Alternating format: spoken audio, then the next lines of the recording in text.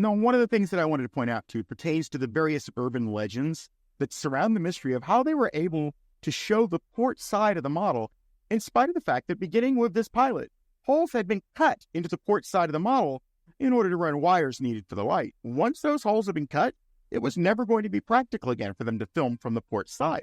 However, it does appear that at least one photo was taken of the port side of the model during these sessions.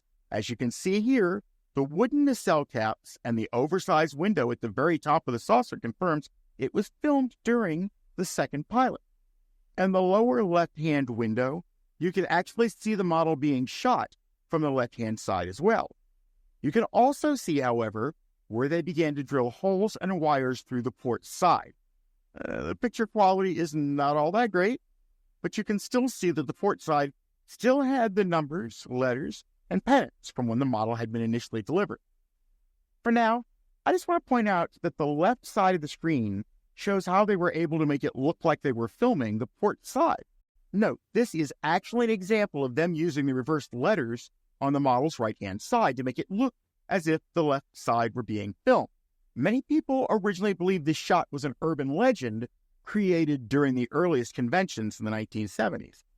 Originally, it was believed they used a decal to do this, and you see them at the bottom of the screen here, but upon close examination of the actual model in the Smithsonian during one of its recent restorations, revealed that they actually covered the normal letters with paper that had been painted to match the nacelle, and then the reverse letters were put on top of that paper. This was done to make it easy for them to take the shot apart because they didn't have to remove anything. They just simply peel off the paper and go back to work. However, at the end of the day, it actually proved far more simple for them in the future. Simply flip the shot and cut the ship just before the registry would appear. Now, the way you can tell this is definitely the left-handed side, even if you were not lucky enough to have the blue screen right in front of you, is you'll notice that the letters appear correct to us, and there is also that block of wood under the pennant.